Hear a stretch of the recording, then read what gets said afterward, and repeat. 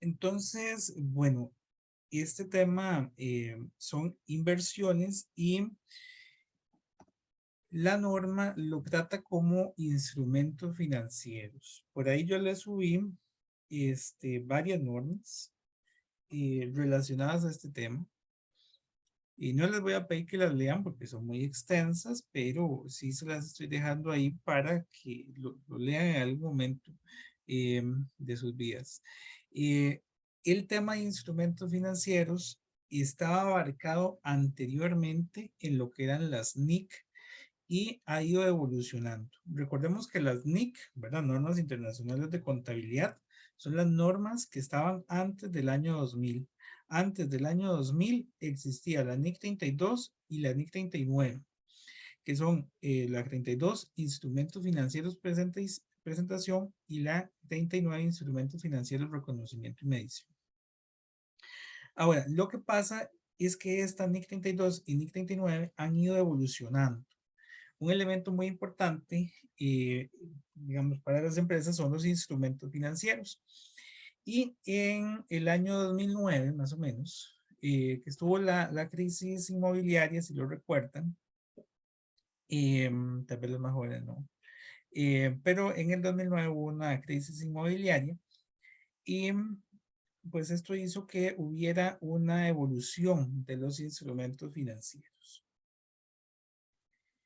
La idea es que contablemente pues hayan más controles sobre los instrumentos financieros, de manera tal que no vuelva a suceder algo como lo que hubo en ese momento, aunque bueno, ya sabemos que el ingenio de la gente es muy grande y pues esos controles al final en algún momento fallarán, pero la idea es ir incluyendo esos nuevos controles. La norma fue evolucionando y entonces ya no se utiliza tanto la NIC 39, sino la NIF 9, que sigue en construcción. Es una norma un poco más moderna que trae otros instrumentos financieros más sofisticados que nosotros en este curso no vamos a ver, pero como lo son los derivados y financieros, que era algo que antes no estaba contemplado en la norma.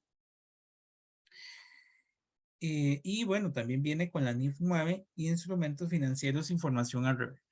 La idea es que en algún momento la NIC 39 desaparezca y quede únicamente la 9, y que desaparezca la NIC 32 y posteriormente quede únicamente la NIF 7.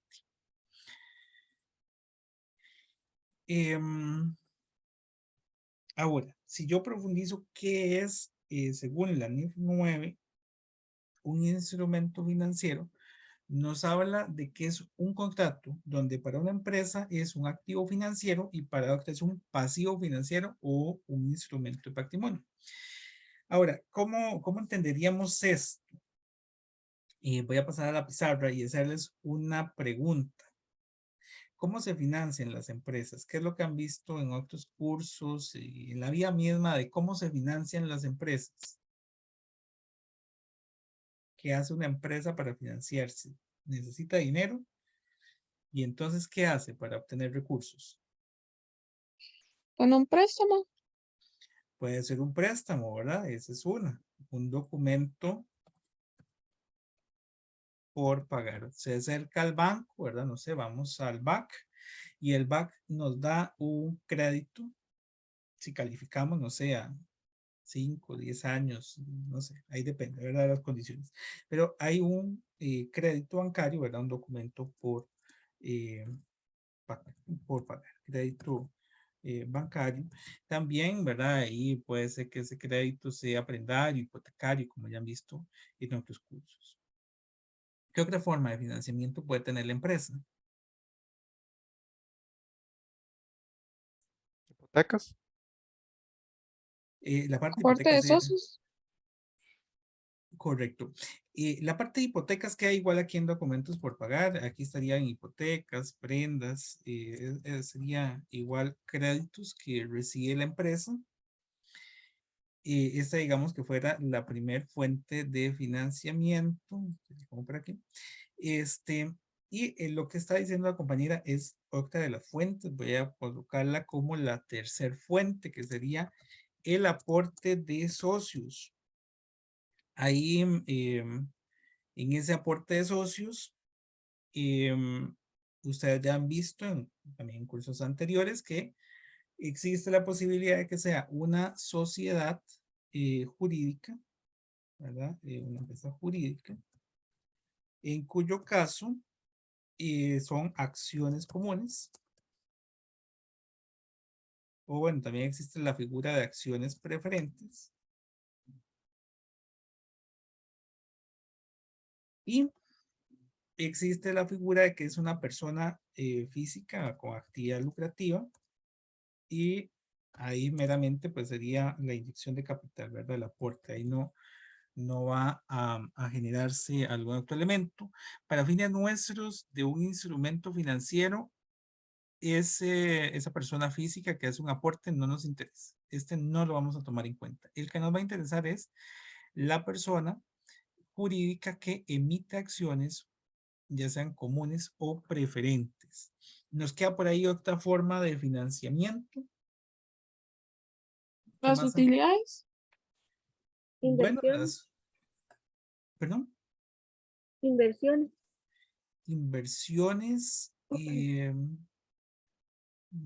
inversiones vamos a considerarlo más desde el punto de vista, por ejemplo, del que compra la acción, o, ¿verdad? Bueno, sí se da de que, por ejemplo, yo puedo tener dinero ocioso y entonces voy y hago una inversión y obtengo algún dinero posterior, pero no fuera la fuente principal de las empresas. Las empresas, y no sé si había alguien más que tuviera alguna otra que queda por ahí. No sé si generación propia entra como ahí en esa parte. Sí, ahí también tendríamos que las empresas, sí, la parte de generación propia y que mencioné hace un ratito la otra compañera de utilidades, ¿verdad? Que este es ¿verdad? Lo que va propiamente generando ese dinero interno, ¿verdad? Y también existe, pero ese tampoco nos va a interesar. Aunque exista la cierta fuente de financiamiento, ese no lo vamos a considerar. Las fuentes de financiamiento que vamos a tener son pasivo, es decir, deuda. Y en esa deuda entonces tendríamos el documento por pagar, si yo voy y genero ese crédito bancario, esa hipoteca, esa prenda, que eso lo estaremos viendo en el tema cuarto. La otra forma de financiamiento es por medio también de deuda, pero lo que son los bonos, no sé si se han escuchado ese término del bono, ¿verdad? Que por ejemplo, en el caso del documento por pagar, yo me acerco al banco y el banco me hace el crédito. En el caso del bono, yo no me acerco al banco a que el banco me haga el crédito, sino que yo más bien emito un título que compra a alguien. Y el otro sería por medio de lo que es el patrimonio. Que igual que el bono es algo que emite la empresa. La empresa emite acciones comunes o emite acciones preferentes.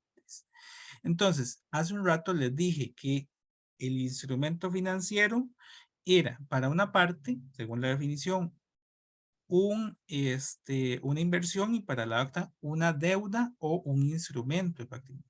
Entonces vean que aquí estaría como una deuda, aquí está como un instrumento de patrimonio. A esto es a lo que se refiere. ¿Por qué la persona física que hace aportes y por qué las utilidades de dinero no generan o no se considerarían como instrumentos de patrimonio, perdón, financieros? Porque no se emite un documento propiamente del mismo que alguien más pueda comprar. En cambio, o que alguien más lo tenga. En cambio, vean que aquí cuando yo emito, por ejemplo, los bonos, alguien va a venir a comprarlo. Va a haber una persona que realiza una inversión. La empresa necesita el dinero y este inversionista compra los bonos aportando el dinero a la empresa. La empresa necesita dinero, emite acciones y el inversionista compra esas acciones. La empresa necesita el dinero y el inversionista le hace el crédito. Entonces, si ven, estas otras formas de financiamiento, que es con la persona física, de ahí hasta borrar una parte que no, pero bueno, la persona física o las utilidades internas no nos van a servir. Vean que entonces va a generar una contraparte. ¿Cuál es la contraparte del documento por pagar? Desde el punto de vista del inversionista, pues sería un documento por cobrar. En el caso del bono, la contraparte va a ser una inversión en títulos de deuda. Y en el caso del patrimonio, va a ser una inversión en títulos de participación. ¿Por qué se llama inversión en títulos de participación? Porque al comprar acciones, nosotros estamos, tal vez voy a quitar aquí esto y vamos a poner aquí, ¿ves? Acciones comunes, 4, acciones preferidas.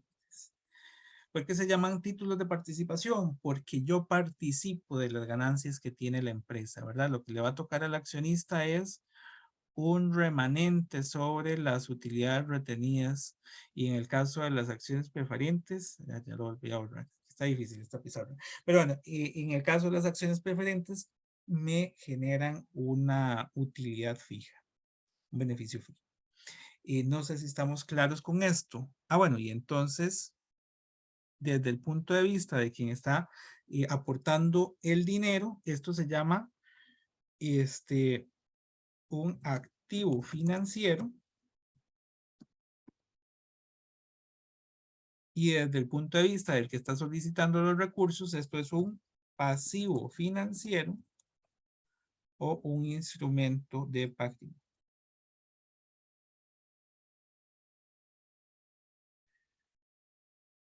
Por eso es que lo vamos a ver desde ambas perspectivas, desde la perspectiva del emisor y desde la perspectiva del comprador. No sé si estamos claros. ¿Tenemos alguna consulta en esta parte?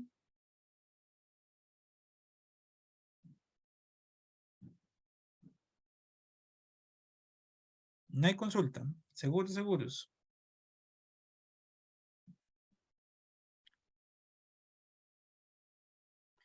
Bueno, regresando entonces aquí a la presentación, la definición que nos da la NIF 9 de un instrumento financiero es un documento que va a ser registrado para una parte como un activo financiero y para la otra como un pasivo financiero o un instrumento de patrimonio, que es lo que acabo de decir.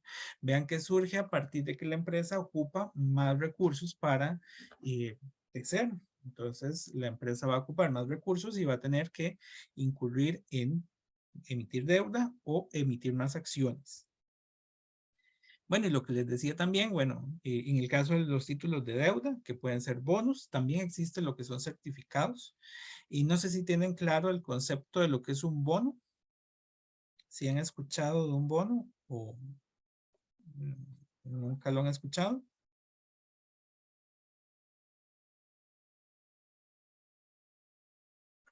Bueno, sí, adelante. Sí, no sé, tal vez se pueda ampliar un poco más, profesor, ese concepto. Sí, el bono es, por ejemplo, no sé si han visto que se habla de los bonos de Hacienda, ¿verdad? Que creo que es de los que más escuchan, o bonos de el Banco Central, o también hablamos de lo que son bonos de, hace poco que salió de Café Brit o de, hubo otra empresa que emitió bonos hace poquito y salió la noticia en todos los periódicos. Lo que hace la empresa es, ok, yo necesito dinero. Entonces, los bonos tienen la particularidad de que los emite la misma empresa. Entonces, voy a irme al caso de Café Brit. Café Brit emite el bono, ¿verdad? Este bono no es algo que yo, digamos, simplemente lo emito, sino que yo tengo que acercarme al, por ejemplo, una institución financiera, a la bolsa de valores, por ejemplo, y ahí se hace una venta de estos bonos, ¿verdad? Hay, digamos, un intermediario, generalmente, ¿verdad?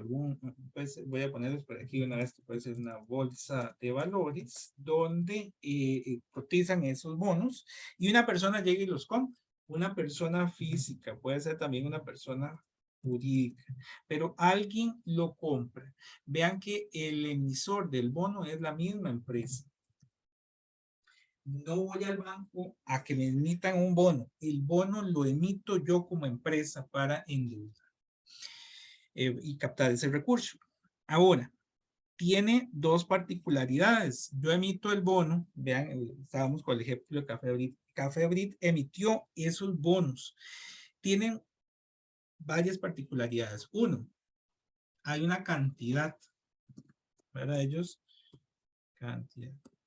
emitieron, no sé, voy a inventarme que emitieron 1000 bonos. Entonces, cada uno de estos bonos cotiza de forma individual en esa bolsa de valores y cada persona podría comprar de forma individual cada uno de estos bonos o varios, ¿verdad? Puede ser que yo vaya y compre un bono de esa empresa o compre, no sé, 50, los que la gente consigue. Tienen un valor específico. Entonces, si la empresa ocupaba 5 millones, voy a inventar, y emitió 1000 bonos, pues cada bono tiene un valor unitario para llegar a esos 5 millones, es decir, que cada bono tenía un valor de 5 millones. Y tiene también un vencimiento. ¿Cuál es aquí el elemento importante? Bueno, esta empresa se endeudó a 5 años. Entonces, supongamos que yo fui y compré títulos. Eran 1000 títulos a 5000 cada uno. Dentro de 5 años, Café Brit me tendría que pagar los 1000, bueno, los títulos que haya comprado yo, supongamos que compré 100 de esos 1000. Café Brit me tendría que pagar los 100 títulos a 5000 dentro de 5 años. Durante ese tiempo que yo he tenido el certificado, digamos, de hoy que lo compré, a dentro de 5 años que Café Brit me los va a pagar, yo he percibido intereses. Es igual que un préstamo en ese sentido de que nos van a ir pagando intereses, pero reitero, no es emitido por el banco o por alguna institución que presta o que brinda alguna facilidad crediticia, sino que yo soy quien está emitiendo. Y no tiene una garantía como sucede con los créditos prendarios o hipotecarios, porque la garantía misma es la empresa, ¿verdad? Lo que está haciendo, o para poder salir a bolsa, la empresa hace un prospecto de sus flujos de efectivo durante los próximos 5 años y entonces por ahí sale un valor razonable que sustenta eso, ¿verdad? No, están o tienen esa justificante en lo que la empresa está generando. Y otro elemento importante de los bonos es que pues no son solamente de empresas. Y oímos muchas veces también que, como les decía, Hacienda sale a colocar bonos. En el caso de Hacienda, en el caso del Banco Central, ellos lo hacen directamente por subasta, ellos no salen a una bolsa de valores, ellos salen directamente, pero es lo mismo, ¿verdad? Ellos necesitan un dinero, emiten una cantidad de bonos, cada bono tiene un monto y tienen un vencimiento. Al vencimiento a mí me dan ese valor facial del bono y durante ese tiempo que he tenido el bono me van a ir pagando intereses. En algunos casos el interés se paga mensualmente, semestralmente, tal vez anualmente o tal vez no se pagan intereses sino hasta el vencimiento del bono. Y al ser que cotizan en bolsas de valores o digamos en mercados organizados, cuando sale a la venta, ¿qué creen que pasa? Todos se venden a 5000. Supongo que lo suben para poder pagar todo el servicio. Puede ser que esté por arriba o puede ser que esté por abajo. Y es un asunto de, digamos, percepción. Cuando sale la empresa a vender los bonos, sí, su valor facial es de 5,000, pero puede ser que en el mercado no se los vendan a 5,000, sino que, bueno, más bien que se los compren, no a 5,000, sino por ejemplo a 4,500, o puede ser que estén a 5,500. Todo depende de la expectativa que tienen de esa empresa. Usted como inversor ahora iría a ver, bueno, si esa empresa tiene buen prospecto, buen rendimiento, entonces yo podría comprar efectivamente a 5,000 o, perdón, a 4,500 o a 5,500. En un caso es venderlo con descuento, en el otro es venderlo con prima. Ahorita lo vamos a ver en otra parte de la presentación, pero al ser que cotizan en una bolsa de valores, los bonos tienen esa particularidad. Pueden estar por arriba o por abajo de su valor facial. Algo que no sucede con el crédito bancario, ¿verdad? Si yo voy al banco y el banco me presta esos 5 millones, 5 millones serán lo que tengo que pagar. Aquí, pues no sucede. Y no sé si estamos claros con la parte de la deuda. Profe, una pregunta, entonces, bonos, títulos y certificados es básicamente lo mismo. Sí, el nombre genérico es títulos de deuda, ¿verdad? Vamos a quitar esto. Su nombre genérico es títulos de deuda y va a llevar dos cosas, bueno, lo que son los bonos y lo que son los créditos. Bonos y créditos. Pagan intereses y se registran esos intereses conforme se vayan pagando, ¿verdad? No sabemos, bueno, sí, cuando se hace la emisión, usted va a comprar el bono, ya ahí uno lo sabe, pero no sabemos qué periodicidad puede tener, ¿verdad? Es muy variado. Puede ser que uno en específico sea mensualmente, como les decía, o puede ser que haya otro que se paga cada 6 meses, entonces por eso se dice que se registran cuando se pagan. No sabemos cuándo sería ese. Todo depende del título. No sé si ahora tendríamos alguna otra consulta. ¿No? La otra parte son títulos de participación. También ese es un nombre genérico. Títulos de participación. Y estos pueden ser acciones comunes o acciones preferentes. ¿Qué vieron en otros cursos que son acciones comunes y que son acciones preferentes? ¿Cuál era su diferencia? ¿Por qué una o por qué la otra?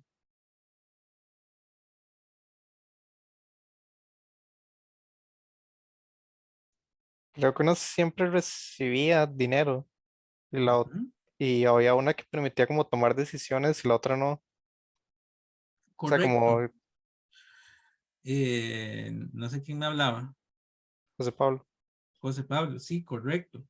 El caso de las acciones comunes, hablamos de que estos son los dueños de la empresa, son los que pueden tomar decisiones y, muy importante, ellos no siempre tienen pues algún beneficio. Y como bien mencionas, el accionista preferente, sí.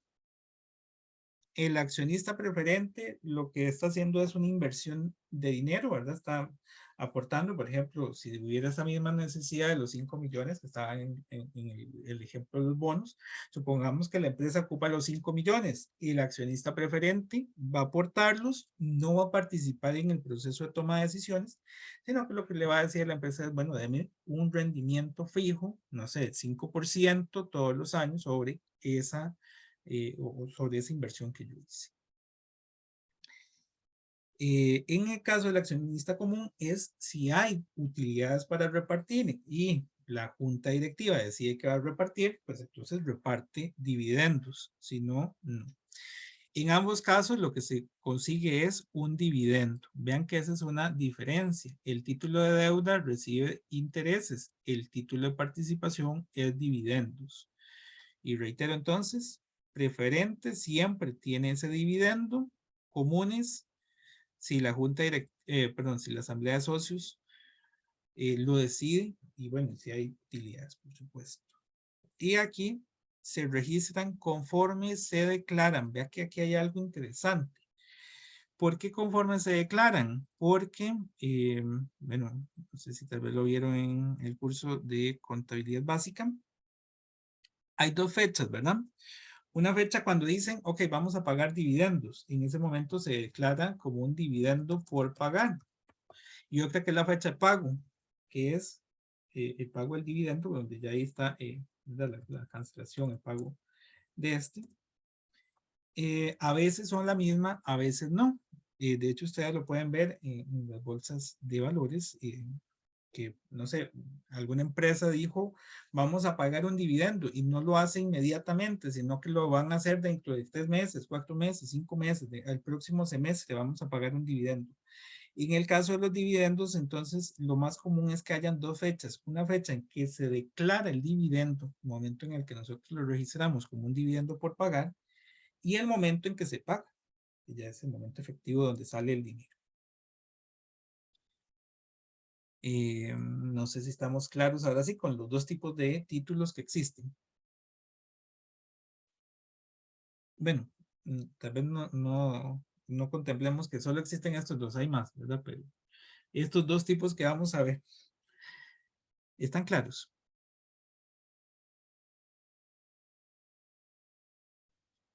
Bueno, pues ya continúa, cualquier cosa me avisa.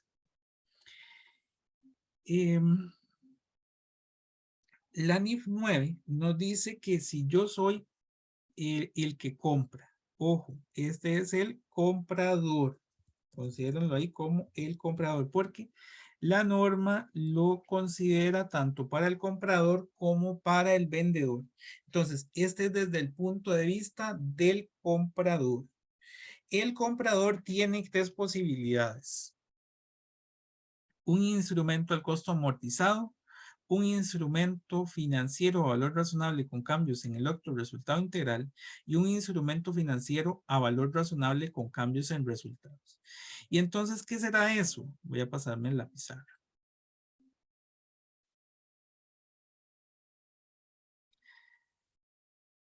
Supongamos que nosotros tenemos algún dinero ahí ocioso, entonces somos los inversores. Lo que vamos a hacer es ir a comprar el título. Vamos a hacer una inversión. La empresa tiene un recurso que le sobra y va a comprar el título. Lo que nos dice la NIF 9 es que todo depende del modelo que tenga la empresa sobre esa inversión. Puede ser que la empresa ocupe el dinero muy rápido o no.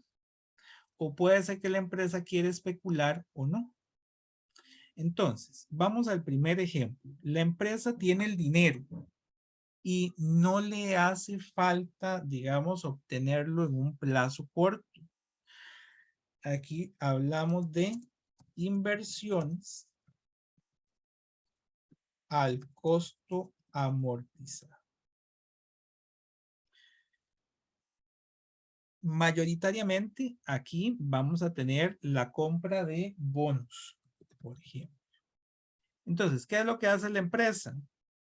Le sobra ese dinero y va a invertir en una inversión en bonos y dado que no, ¿verdad? No le interesa obtener el dinero en el corto plazo, se va a esperar hasta el vencimiento. Yo les dije que hace un rato, por ejemplo, en el ejemplo que tenía, que era a 5 años, que era, ¿verdad? Ahí va a tener cierta periodicidad que es a 10 años.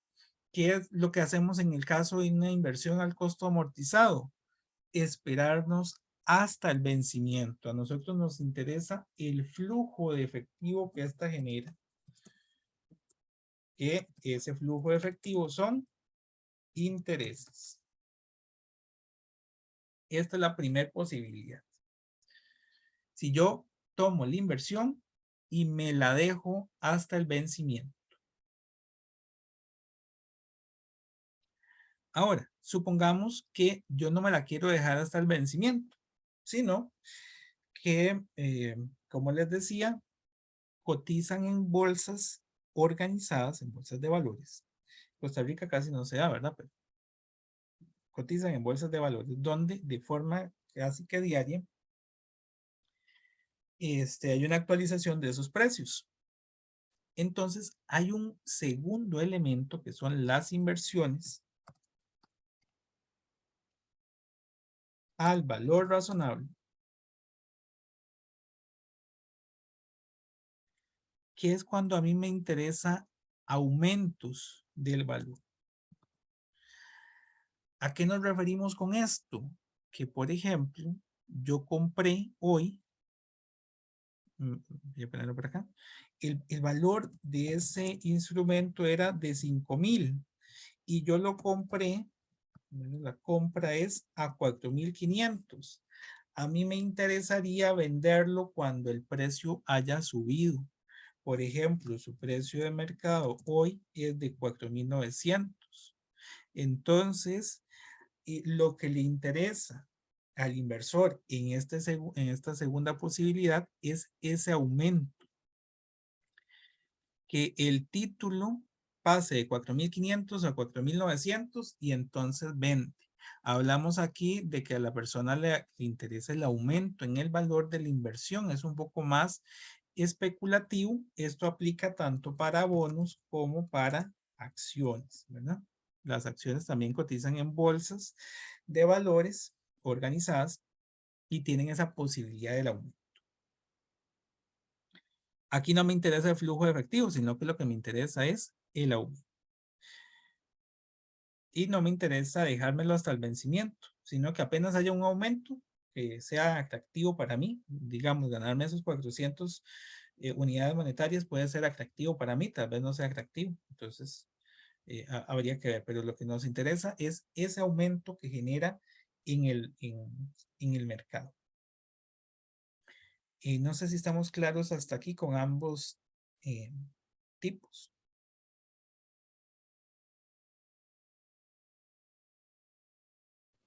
Sí, profe, está claro. Ok, entonces hay un tercer tipo que es un híbrido. Son las inversiones al valor razonable con cambios en oro o el otro resultado integral. ¿Qué es una inversión con cambios en ORI? Les digo que es un híbrido porque es una inversión que, bueno, yo la compro y me la podría dejar hasta el vencimiento o podría venderla. Digamos, esta es la parte de la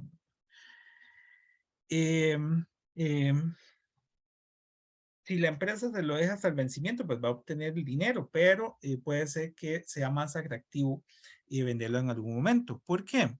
Porque si vamos a este mismo ejemplo, vean que si yo lo compré en 4,500 y hoy su valor de mercado es 4,900, pues sería más atractivo dejármelo al vencimiento. Pero si hoy el valor es de 5,500, no vale tanto la pena dejármelo hasta el vencimiento. En esta inversión al valor razonable con cambios en ORI, a mí me interesa ambos elementos. Uno es el flujo de efectivo que genera esa inversión, es decir, los intereses y tal vez dejármelo hasta el vencimiento, pero al mismo tiempo no descartamos la posibilidad de hacer ventas de ese instrumento si su valor de mercado pues, es atractivo. Cada una de estas formas de inversión tiene un registro diferente, ¿verdad? Vamos a verlas todas. El libro hace o se enfoca en esta primera, en las inversiones al costo amortizado. Nosotros vamos a ver las tres rápidamente, pero consideren que esta va a ser la principal. Aunque en los ejercicios por algún motivo también mencionan las otras, las de valor razonable, pero la principal va a ser esta de costo amortizado. ¿Dudas con alguna de las tres? Vean que estamos viéndolo desde el punto de vista del que compra el título, ¿verdad? Ya sea un bono, ya sea una acción, estaríamos desde el punto de vista del comprador. Entonces, bueno, vamos a esperar unos minutitos a que pase el carro.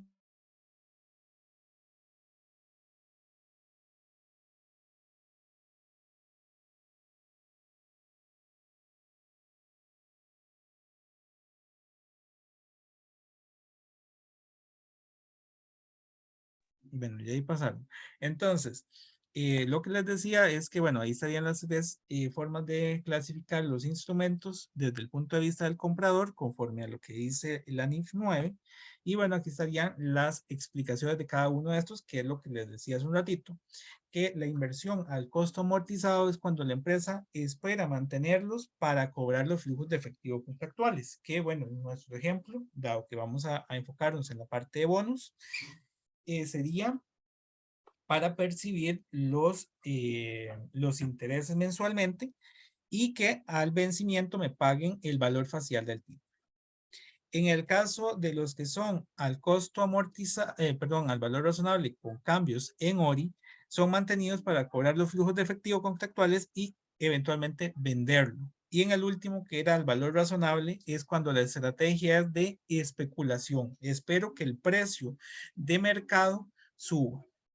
Vamos a volver a esperar aquí un momentito.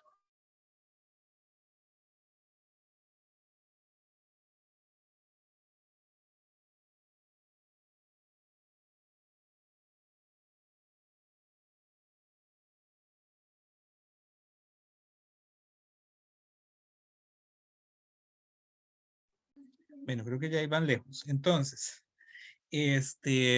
vamos a ver unos conceptos y vamos a hacer el receso. Bueno, algunos conceptos importantes que tenemos que tener ahí muy claros. El inversionista va a ser la persona que compra el título, ¿verdad? La persona que está invirtiendo en las acciones o la persona que está comprando el bono. El emisor va a ser la otra parte, quien emite el bono o quien emite la acción.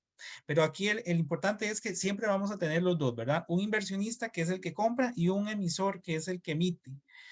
En algunos casos existe la figura del intermediario, que es alguien que lo venda. ¿Quién es el intermediario?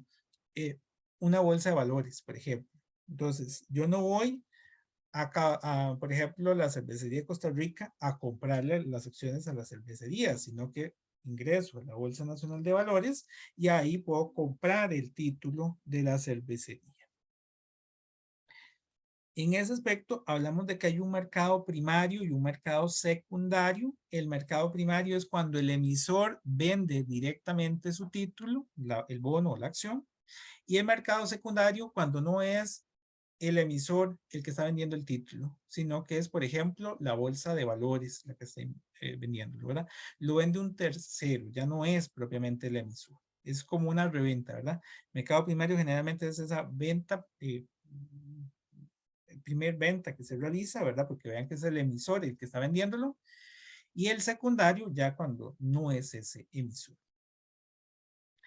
Y hablamos de que hay un valor par o valor nominal o valor facial o valor principal. ¿Qué creen que es este valor? ¿Qué les suena?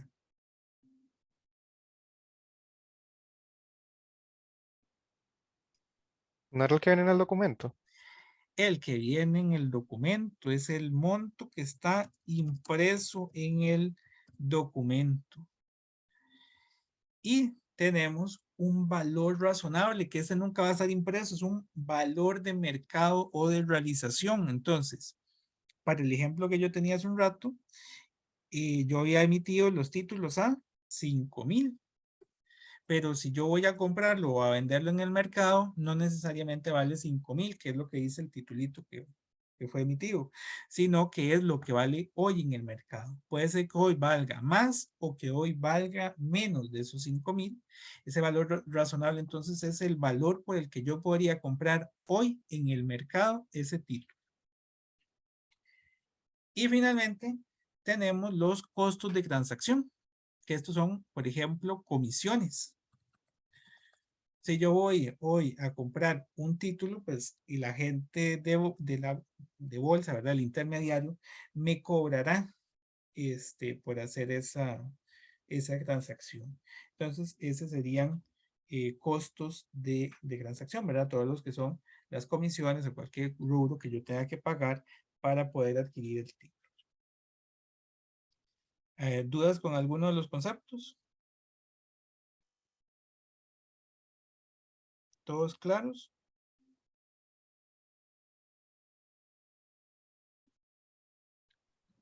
Sí, profe. Si todo está claro. Bien, aquí ya hemos visto pues prácticamente toda la teoría. Vamos a ir viendo cómo se registra contablemente. Vimos que había tres formas de realizar la inversión. Una era el costo amortizado, donde les dije que el objetivo era obtener los flujos de efectivo contractuales hasta su vencimiento, es decir, todos los intereses y al final del plazo, el monto que yo invertí.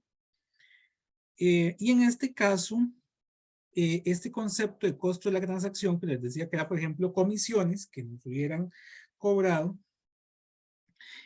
nos dice que si hay un costo de la transacción, forma parte de la inversión, se debe capitalizar. Esto es importante porque hay algunas inversiones que no se puede capitalizar, como iremos viendo, y dice que al inicio el costo amortizado, por tanto, se debe registrar por su valor inicial menos los reembolsos del principal. Perdón, no al inicio, sino conforme vaya pasando el tiempo, ¿verdad? Perdón. Entonces, ¿qué quiere decir esto? Que si yo el valor de un bono, por ejemplo, era de 5,000 y yo lo compré en 5,500, yo tengo que ir ajustando mis registros contables para que llegue al valor nominal, que es lo que me van a pagar al final. Lo mismo sucede si yo estoy por debajo. Si yo lo compro en 4,500, yo siempre ocupo que llegue a su valor nominal. Así que la inversión tiene que irse ajustando. Por eso dice que tiene que registrarse por el valor inicial, ahora los 5,000, pero tenemos que ir ajustando los reembolsos del principal. Entonces, bueno, ahí para que lo tenga. Por eso se llama costo amortizado. Aquí importante que hay un concepto de interés efectivo, y no sé si tal vez lo habrán visto en algún otro curso, pero el interés efectivo es que nos van a pagar intereses sobre el saldo actual. Nosotros tenemos que ajustar los registros contables para que el interés siempre sea sobre el saldo actual, que de hecho es como funciona. Dice, nosotros vamos al banco, tenemos que pagarle al banco sobre el saldo actual de la deuda. Y esto es porque hay otra teoría, que es la de línea recta, que no se utiliza, ya no se utiliza por lo menos desde el punto de vista de las NIF, que era que todos los meses había que registrar la misma cantidad de intereses. Y pues no es cierto, no es lo que sucede en la vida real, ¿verdad? Entonces vamos al registro. Cuando yo compro la inversión, nosotros estamos obteniendo un activo que se llama inversiones permanentes en bonos, y también, ¿verdad? Que es como viene en el libro. También su equivalente es inversiones al costo amortizado, como digamos vienen en los textos más nuevos. Interés por cobrar. Este interés por cobrar es si yo al momento de adquirir el bono ya hay intereses pendientes. Vean que aquí llega un elemento muy importante. Si cuando yo lo compro ya ese título existía. Supongamos lo siguiente. El título paga intereses en enero y en junio. ¿Qué pasa si yo lo compro en abril? Bueno, sucede que al momento que yo lo compro en abril hay un interés acumulado de los primeros 4 meses. Entonces tengo que registrarlo separado de la inversión. Y yo tendría que pagar todo este monto al momento de comprarlo. ¿Por qué tengo que pagar los intereses por cobrar? Irán pensando algunos. Esto es porque Aquí alguien más tuvo la inversión. Entonces, cuando me la vendió, yo le tengo que pagar a la otra persona implícito los intereses. Y yo los cobraré posteriormente, ¿verdad? A mí me pagarán los 6 meses y me lo dejo hasta junio. Lo que estamos haciendo es reembolsándole a la persona el tiempo que tuvo ese título. Eso es cuando yo lo compro. Vean que también estaría posteriormente en cada cierre, o bueno, en cada momento que me hagan el pago, cuando se registra el interés. En cada momento que se hace un pago de intereses, haríamos este asiento.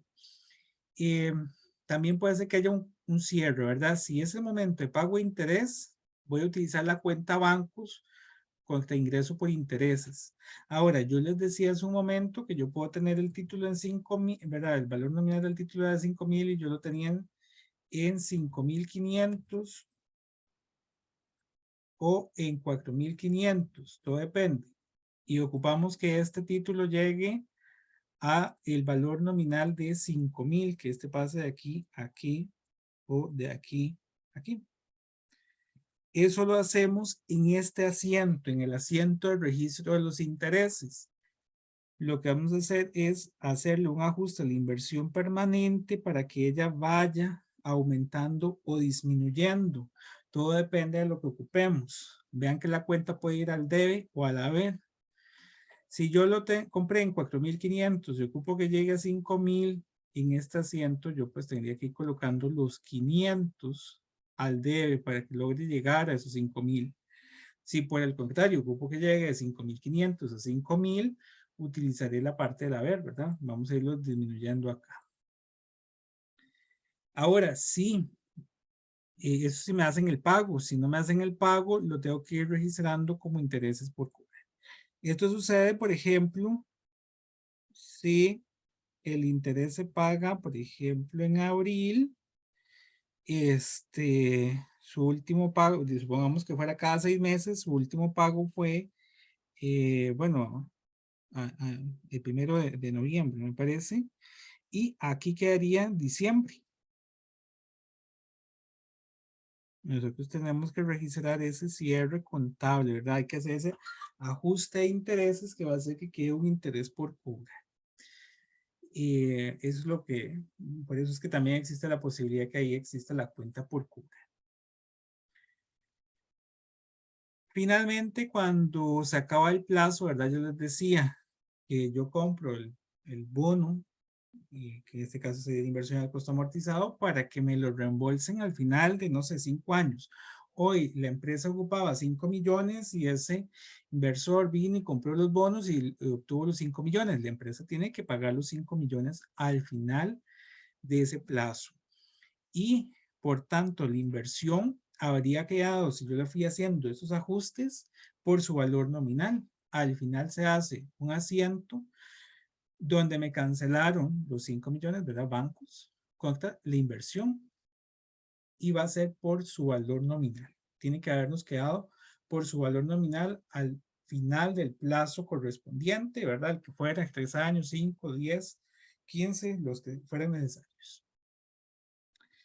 ¿Dudas con la inversión al costo amortizado? Profe, este último asiento es el asiento como de cierre, digamos ya al vencimiento. Correcto. Exactamente. Solo se va a hacer una única vez al final de los años que correspondan. ¿Sí? Y, ¿verdad? Hay que tener el cuidado de que aquí venció la inversión. ¿Verdad? Supongamos que da 5 años. Eso significa que ya no tiene que quedarnos nada relacionado con esta inversión. Ahí hay que tener ese cuidado, ¿verdad? Vean que aquí yo estoy suponiendo de que ya me pagaron todos los intereses, ¿verdad? Ya todo lo que teníamos a nivel de libros relacionados con esa inversión ya tiene que desaparecer. Entonces aquí cuando yo hago este cierre, inversiones permanentes en bonos, quedó en cero porque ya, ¿verdad? No puede quedar nada. Ya tuvieron que haberlo pagado todo. Y este es un único asiento al final. Si no hay más consultas, paso al 2. Al valor razonable con cambios. Sí. perdón, ese último asiento tenía que quedarnos igual al valor nominal, fue que dijo, ¿verdad? Correcto, Ok, correcto. gracias. Con gusto. Ahorita vamos a ver un ejemplo de todo esto, ¿verdad? Aquí lo estamos aún viendo todo teórico. Al valor razonable con cambios en resultados, lo que ocupo es obtener flujos de efectivo para la venta, ¿verdad? Que aumentara el valor. Que si hoy estaba el título en 4,500, lo compro en 4,500 y cuando tenga algún aumento, no sé, a 4,900, a 4,000, a 5,000, a 5,500, yo lo vendo. Y entonces obtuve una ganancia, ¿verdad? Les decía que aquí era para especular, que es lo que sucede mucho con las acciones. Usted compra la acción cuando bajó el precio, de hecho aquí estarían las acciones y los bonos, ¿verdad? Ambos pueden ser.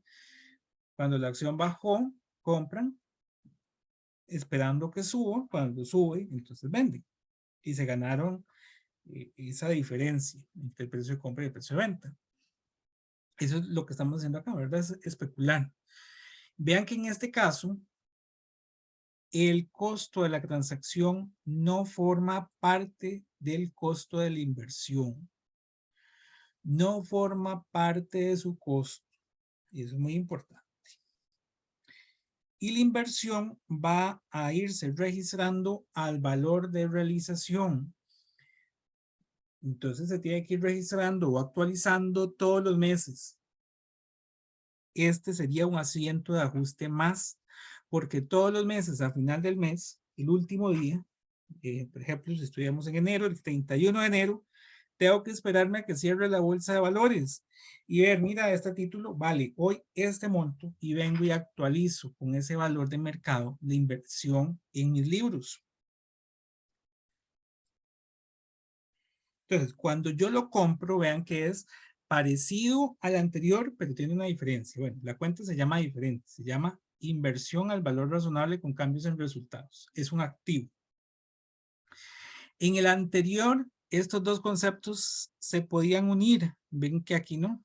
Aquí existe uno que se llama gasto por comisión, por esa intermediación que nos pudieron haber cobrado en el puesto de valores.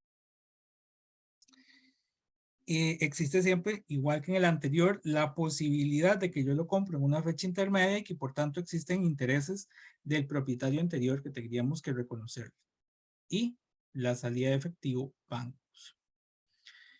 El asiento muy parecido, el cambio, digamos, importante es la separación entre el gasto y la inversión. Aquí ese gasto no puede formar parte de la inversión, no es capitalizable. Eso es cuando yo compro la inversión al valor razonable con cambios en resultados. Ya no pude. Ahí está. Ahora, cuando tenemos este tipo de inversiones, vean que esta tiene una particularidad. Aquí pueden ser dividendos también, ¿verdad? Pueden ser dividendos o intereses. Y la otra particularidad, bueno, esa no era tan importante. La otra particularidad es que aquí no hay una fecha de vencimiento. Si yo compro acciones, ¿cuánto es el plazo de vencimiento de una acción? ¿Qué consideran?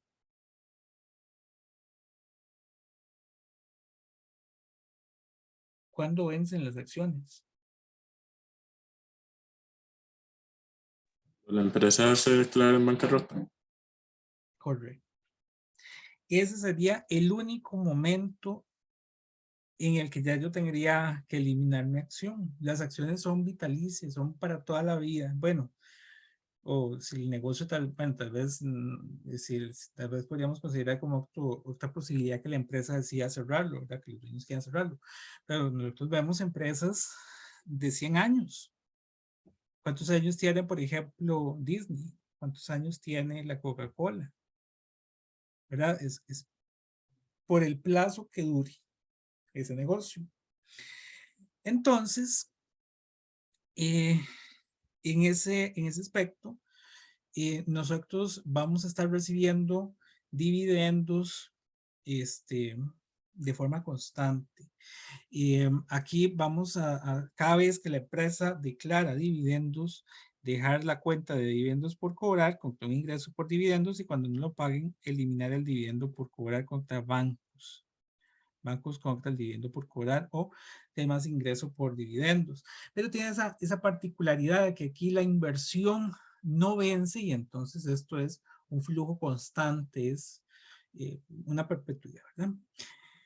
En el interés, bueno, va a ir parecido, aunque bueno, ese sí vimos que puede vencer el bono, aunque aquí el elemento es que no nos lo estamos dejando el bono hasta su vencimiento, sino que apenas tenga algún movimiento interesante en la bolsa de valores comprarlo. Igual tendrá ese componente de registrar el ingreso por intereses, bueno, el interés por cobrar contra el ingreso por intereses, y esto se realizaría en cada cierre, ¿verdad? Y lo que está por cobrar en ese momento, lo registramos por cobrar y cuando no lo paguen, ahí estaría. Eso es para la parte del flujo que se va obteniendo, que no es la parte importante acá, ¿verdad? Esto es como algo secundario que existe en estos títulos, porque la parte que nos interesa es esto, la evaluación, es decir, que el título aumente su valor o pierda valor. Es lo que vamos a ir monitoreando. Si yo compro la inversión hoy en 4.500, puede ser que inclusive vaya bajando más, que baja a 4.000 o que sube a 4.700. Siempre existen esos escenarios. Entonces, cada vez que sube, nosotros registramos un aumento en la inversión, una inversión al valor razonable por los 200 de la diferencia, ¿verdad? Por la diferencia, porque recuerden que ya habíamos registrado al inicio la inversión por el monto de la compra. Entonces, al hacerle este ajuste, que es un ajuste que hay que hacerle en cada cierre, esto es al cierre contable. Al cierre contable yo tendría que ver, mira, subió de 4.500 a 4.700 y hago un aumento de la inversión contra la ganancia. Esta es una cuenta del estado de resultados. Es parte de la sección de otros ingresos, una ganancia no realizada en inversiones a valor razonable. Ahora, vean esta palabrita, no realizada. Ahorita vamos a hablar de eso. La alta probabilidad es que baje. Perdimos de 4.500 a 4.000. Esos 500 sería lo que registra, bueno, ya no pude. Los 500 de diferencia son los que vamos a poner acá. Vean que aquí es al revés. Llevo una pérdida no realizada. No realizada. Esa pérdida no realizada es una cuenta de otros gastos del estado de resultados. Está relacionado, ¿verdad? El negocio la asumirá, pero no es directamente de su actividad. Y va contra la cuenta de inversión a valor razonable. Es decir, que la cuenta de inversión a valor razonable, como vimos en la primera diapositiva, siempre va a ir quedando al valor de realización o al valor de mercado. Ahora, ¿por qué creen que ahí dice la palabra no realizado?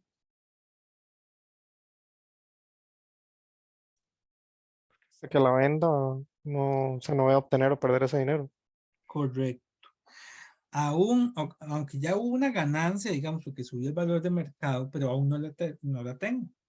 No la tengo porque la voy a obtener hasta que lo venda, como bien dijo el compañero. Lo mismo la pérdida, sí, se perdió valor, pero aún no se ha realizado porque no ha vendido la acción, por ejemplo. Aún tengo la probabilidad de que esa acción vuelva a subir o tengo la probabilidad de que la acción siga bajando. Bueno, ahí ya es un poco más de la parte de finanzas, ¿verdad? Pero ahí ustedes tienen esas posibilidades. Aquí va a haber un elemento importante que es cuando yo lo venda, ¿verdad? Que es lo que nos interesa. Tengo que ir controlando ese valor de mercado y vender. Cuando yo vendo, tendríamos la parte del banco, ¿verdad? Por supuesto, nos tienen que pagar el dinero, la parte más importante, porque estamos vendiendo. Y aquí va a haber una pérdida que iría al debe o una ganancia que iría al haber, que es una ganancia o venta, o pérdida, perdón, en venta. Vean que este sí es una ganancia o pérdida que esta es realizada, porque aquí ya estoy vendiendo el título. Ya aquí si incurrió una pérdida, ya efectivamente me tuvieron que haber pagado menos. Y si incurrió una ganancia, pues aquí me pagaron de más. Entonces, hay que valorar siempre en cada caso, ¿verdad? Puede ser que en una se vendió con pérdida y en la otra se vendió con ganancia. Siempre tendríamos esa posibilidad de uno u otro. Doy de baja la inversión porque ya no la tengo. Y además todos los dividendos o intereses que estuvieran pendientes los tengo que dar de baja. No va a quedar igual que en el anterior, nada relacionado con esa inversión. No puede quedar nada. ¿Dudas con este asiento? Bueno, con cualquiera de los asientos de esta inversión, ya que pasaríamos a la siguiente. Las inversiones al valor razonable. ¿Alguna consulta?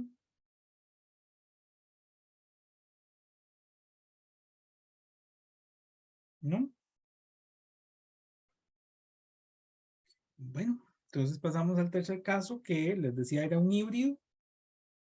Porque aquí yo busco obtener los flujos contractuales, pero además tengo la probabilidad de vender. Si fuera, digamos, si se presenta la oportunidad. O la necesidad, en algunos casos es más bien porque ocupo el efectivo ahorita. Aquí vean que al igual que en el primer tipo, el costo de la transacción forma parte del costo de la inversión. Y eso es como el tipo 1, ¿verdad? Como el costo amortizado. Y se llevan al valor de realización, es decir, al costo, al valor de mercado, como la segunda inversión. Por eso es como un híbrido, ¿verdad? Que combina las características de ambos. En este caso, cuando yo hago la compra, aquí haríamos inversión al valor razonable contra bancos. Simplemente, aquí no hay un gasto por comisión. Ahí tal vez me faltó. Aquí también podrían haber intereses,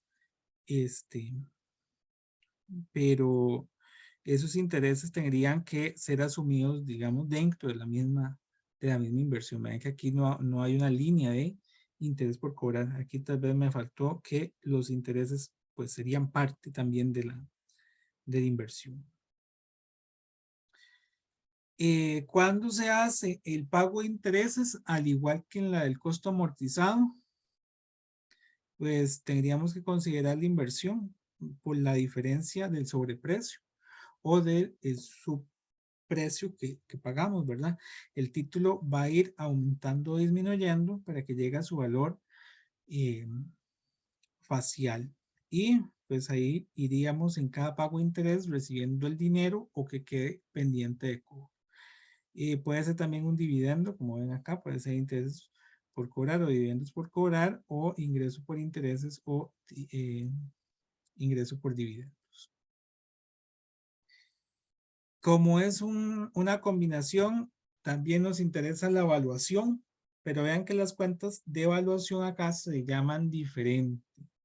Son inversiones al valor razonable con cambios en el otro resultado integral contra una evaluación de inversiones al valor razonable con cambios en el otro resultado integral. Cuando tenemos ganancia y cuando tenemos pérdida, usamos la misma cuenta. Vean que es la misma. Estas dos se llaman igual, no tenemos una para ganancia y una para pérdida, sino que es la misma. El acento se da a la inversa, ¿verdad? En un caso con el otro. Ahora, esta cuenta de evaluación de inversiones al valor razonable con cambios en otro resultado integral, hay que tener cuidado porque no es una cuenta del estado de resultados, es una cuenta de patrimonio. Esta cuenta es de patrimonio, para que lo tengan ahí. Anoten que esta es una cuenta diferente. ¿Cuándo creen que esta cuenta se convierte ya en ganancia o en pérdida y tiene que ir a resultados? Aquí habrían dos casos.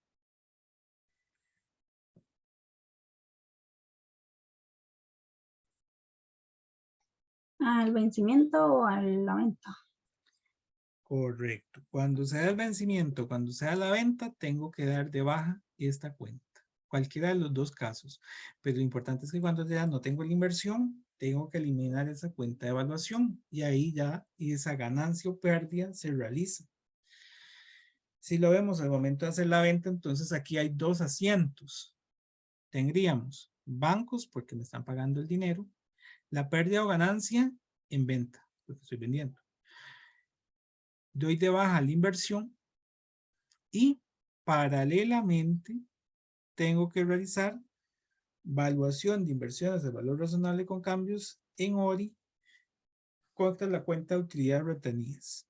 Bueno, también existe la posibilidad de que utilidades retenidas vaya aquí al debe si hubiese sido no con ganancias, sino con pérdida, y este iría acá, ¿verdad? Que es la otra probabilidad.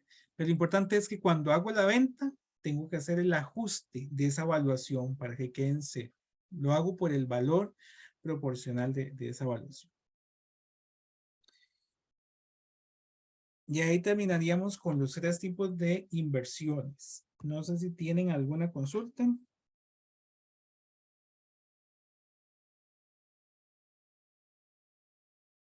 ¿No? ¿Seguro es que todo claro? Bueno. Y nada más aquí para finalizar, muy rápido, porque ya lo mencioné, estaban los bonos por pagar, ¿verdad? Y los bonos por pagar es cuando ahora yo soy el que emite la deuda. Ya les dije que este es el mecanismo que utilizan muchas empresas, también lo utiliza el gobierno, instituciones gubernamentales, para acceder a recursos. También ya lo mencioné, puede ser que se venda con descuento, con prima o al valor par. ¿Qué significa cada uno de estos? Bueno, con descuento, bueno, aquí dice que es cuando la tasa efectiva es mayor que la tasa nominal. ¿Qué es tasa efectiva? Tasa de mercado, principalmente. Pero básicamente es cuando su valor de mercado es superior a su valor. Por ejemplo, el valor de mercado de un bono actualmente, octobono, ¿verdad? No el nuestro. Un bono que cotiza en el mercado actualmente está dando un rendimiento superior al nuestro. Para que nosotros podamos ser atractivos, vamos a vender por debajo de nuestro precio. Entonces, si nuestro bono estaba en 5,000 y paga una tasa del 15%, y en el mercado hay un bono que paga una tasa del 20%, nosotros vamos a vender con descuento para lograr igualar ese 20. Vamos a, no sé, a dejarlo en 4,200 para que me compren a mí mi bono y poder ser, pues, digamos, competitivo con el otro que está en el mercado. Lo contrario es cuando está con prima.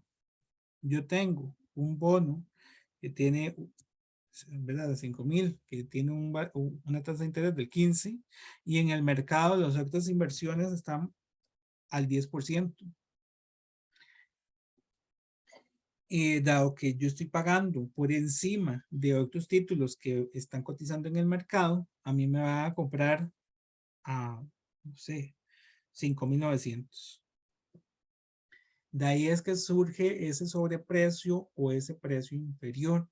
Es al momento de comparar nuestras tasas de interés con las tasas de interés que hay en el mercado. Y en el valor par, bueno, y nuestra tasa de interés es similar a la que existe en el mercado. Yo salgo con mi título al 15% y en el mercado están al 15%. Entonces, no tengo que vender por abajo ni por arriba. Vendo exactamente al mismo precio. ¿Estamos con eso? ¿Sí les queda claro? Profesor, Sí. ¿qué determina que uno pueda, por ejemplo, en el primer caso con descuento, cuánto puedo yo descender mi descuento? O sea, eso hay una manera de calcularlo, porque tampoco es que Ah, por sí, por por obtener una supuesto. venta yo voy a regalar mi bien, ¿me explico? Sí, generalmente lo que se hace es que el inversor quiere ganarse el mismo rendimiento de mercado, entonces se tiene que descontar estos 5,000 al 20%.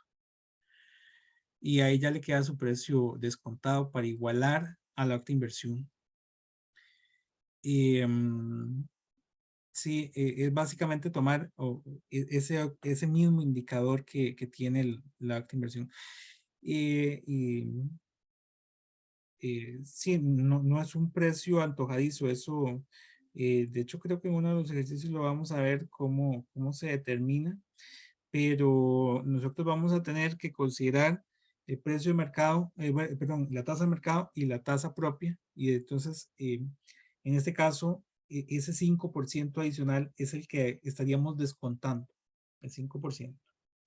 Bueno, para este ejemplo, ¿verdad? Ahí habría que ver los datos que suceden en cada caso. No sé si ahí le queda más claro, no sé quién era. Sí, sí, sí, por supuesto. Gracias, profesor. Ok, ok. Ah, no, perfecto. ¿Alguien más?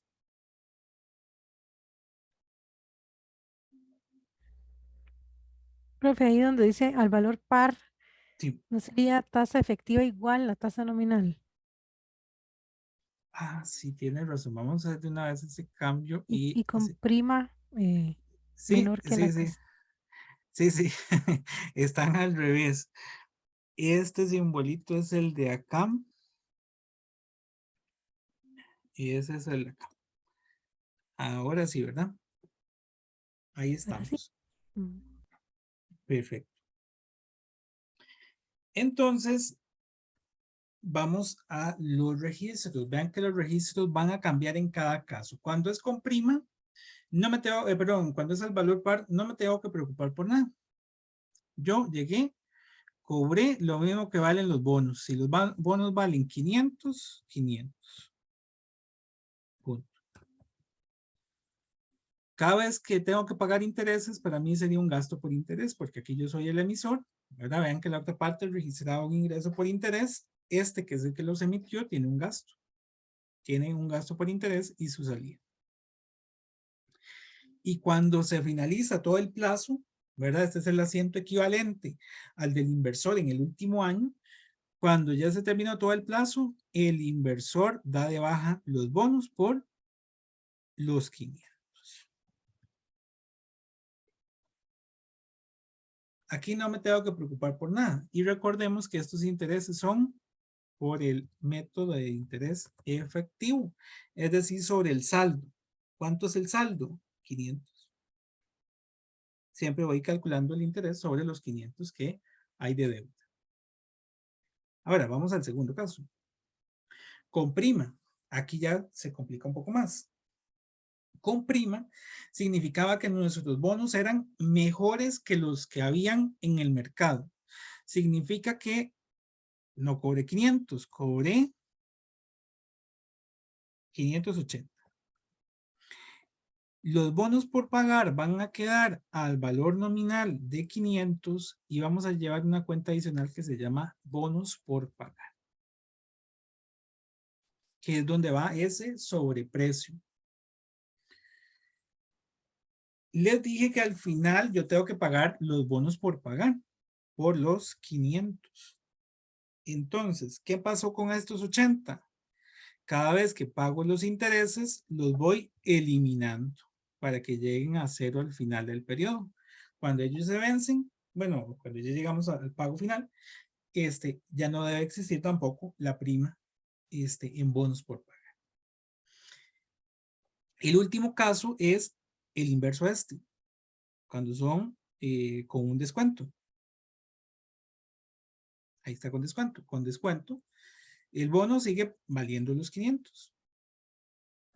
Pero en el mercado estuvieron a 450. Entonces, la diferencia, los 50, los llevo aquí en descuento. Vean que siempre el bono queda por el valor nominal, porque al momento yo pagarlos al final, yo pago todo el valor nominal, eso sí. Esa prima o descuento lo que va a afectarme son dos cosas. Uno, al momento de hacer la venta, de poder cobrar más o poder cobrar menos. Y al momento de registrar el gasto por interés, que él va a estar aquí incluido por más o por menos, ¿verdad? Siempre el descuento serían estos 50 acá. El gasto por interés sería entonces lo que se paga más ese descuento. Y bueno, ahí tendríamos los tres casos del bono, con prima, con descuento o al valor par. ¿Alguna consulta? Oye, yo tengo una consulta, digamos, el descuento en bonos por pagar, bueno, en el caso de los 80, se elimina de un solo tiro, en el primer pago No, de no, intereses. no. Habría que llevarlo por el método de interés efectivo.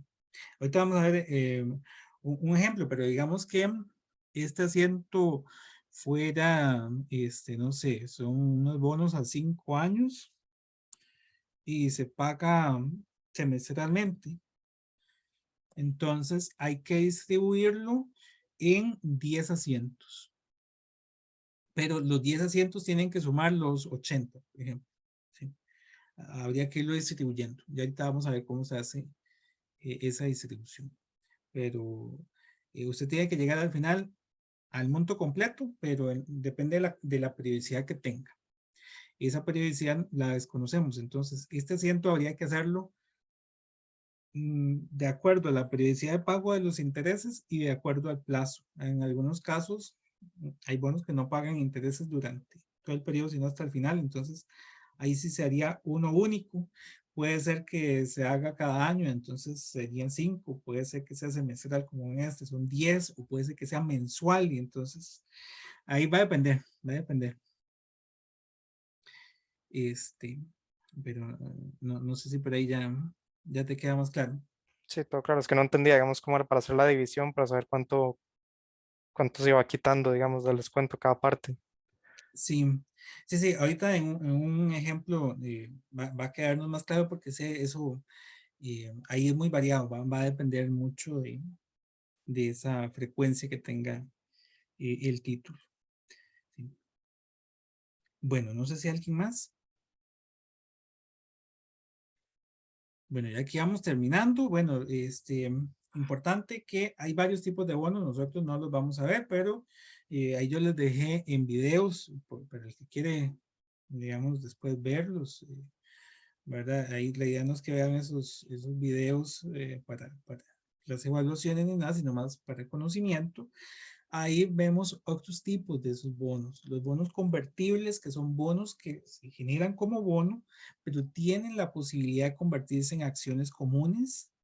Bonos con garantías, que son bonos que se venden con un derecho a comprar acciones a un precio menor. Lo que son bonos seriados, que yo hago emisiones a pedacitos de los bonos, ¿verdad? Yo ocupo 15 millones, pero no los ocupo hoy todos los 15 millones. Entonces, los bonos seriados son bonos que se van activando en ciertas fechas. Por ejemplo, yo hago una emisión de bonos de los 15 millones, pero primero sale la serie A, que son los primeros 5 millones. Después sale la serie B de esos bonos, que son los otros 5 millones, y finalmente sale la serie C. Supongamos que fuera en un año. Yo ocupo 5 millones en marzo, 5 millones, no sé, en agosto, y los otros 5 millones en diciembre. Eso sucede mucho, por ejemplo, en proyectos de construcción, que yo no ocupo todo el dinero desde el inicio, sino que vaya llegando conforme se va avanzando la obra. Ahí se utilizan mucho los bonos seriados. Los bonos redimibles, que es bueno, yo como emisor no me voy a esperar hasta el vencimiento de sus bonos.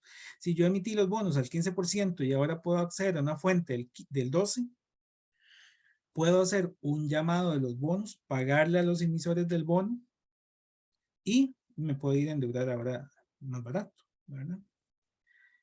Los bonos cero cupón, que son bonos que no tienen interés explícito, por así decirlo.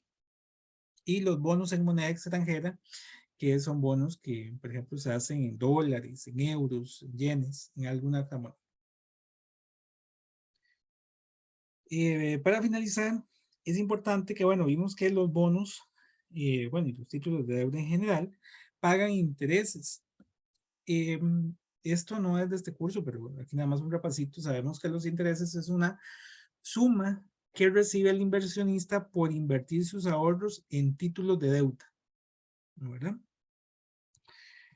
El interés es cuando el interés que vamos a ver aquí es interés simple, y es cuando se cobra el interés durante la inversión o el préstamo sobre la misma base.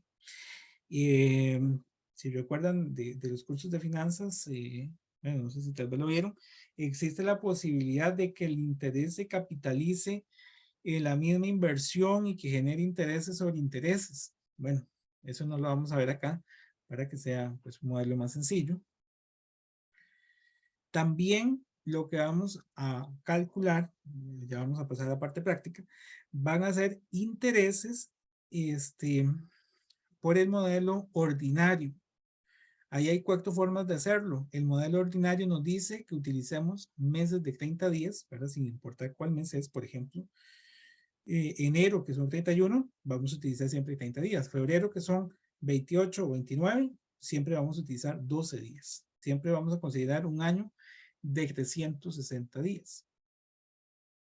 ¿Cómo se calcularía el interés? Bueno, sería I, que serían los intereses, es igual a C, que es nuestra inversión, por I, que es la tasa de interés, por T.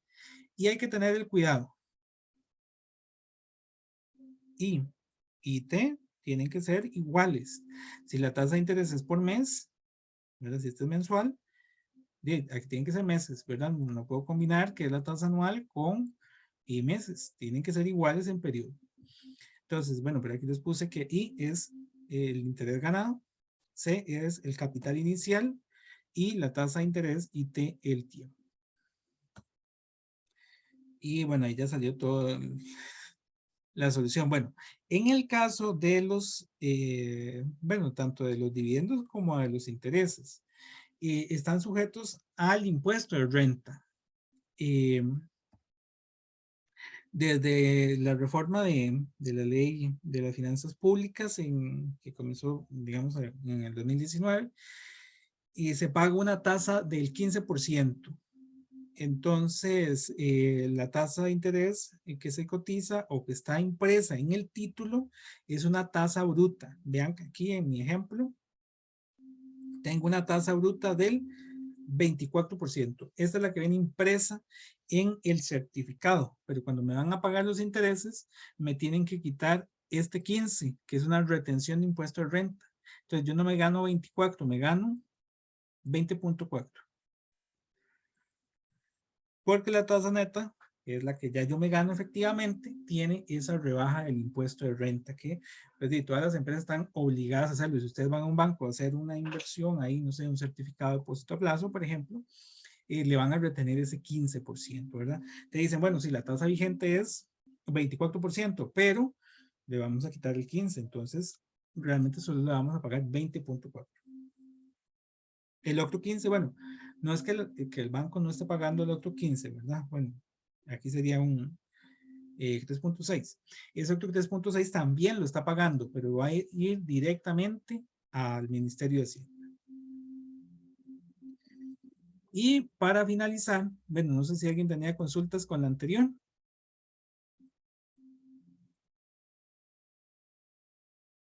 ¿Alguna consulta? No. Bueno, si no, bueno, la NIF 7 nos da la información que tenemos que revelar. ¿Qué información tenemos? Y bueno, ¿qué es esta información que se revela? Esta información no es otra cosa que las notas de los estados financieros, ¿verdad? Recordemos que el estado financiero es un informe y lo que tenemos son cifras y montos, ahí, algunas cuentas, pero hay que lograr interpretarlas ¿verdad? De alguna forma, que cualquier persona lo pueda comprender, como habíamos visto en la NIC 1 y el marco conceptual. Y entonces yo tengo que revelar con relación a los instrumentos financieros las políticas contables para cada categoría de instrumento financiero. ¿A qué nos referimos con esto? A ver si es una inversión al valor razonable, si es una inversión al costo amortizado, o si es una inversión con cambios en oro. El importe que tiene cada categoría, ¿verdad? Porque yo en el estado, en la parte de activos, voy a tener la inversión o el instrumento financiero, pero todo el detalle de esa cuenta iría en la nota de los estados financieros. Además, en el estado de resultados, tendríamos que incluir los ingresos y gastos y las pérdidas o ganancias asociadas, ¿verdad? De acuerdo a lo que se haya dado. También las razones para reclasificar activos financieros. Aquí yo no lo menciono, pero si ven los videos, ahí está que yo puedo pasar, por ejemplo, tener mi inversión al costo amortizado y pasa al valor razonable. Eso es posible, hacer una reclasificación, pero no es algo antojadizo. Tengo que pues revelarlo en las notas de los estados financieros. También las pérdidas por deterioro del valor que tengan estos instrumentos, que tampoco lo estamos viendo acá, pero hay que considerar que todo instrumento financiero que nosotros tenemos se puede deteriorar, ¿verdad? ¿Qué es lo que pasa si yo tengo una cuenta por cobrar? Pues si esa cuenta por cobrar era, no sé, 90 días y el día 90 no me lo han pagado, ya va perdiendo esa posibilidad de recuperar el dinero, ¿verdad? Aquí estamos en lo mismo, es un dinero que lo tiene una empresa, entonces tenemos que ir reconociendo ese deterioro posible que vaya teniendo. Ese deterioro se refiere a esa posibilidad de que ya no podamos recuperar el dinero que invertimos. Y las razones de riesgo que tenemos, ¿verdad? De riesgo crediticio. Y pues básicamente ahí terminamos con este tema de los instrumentos financieros. ¿Alguna consulta?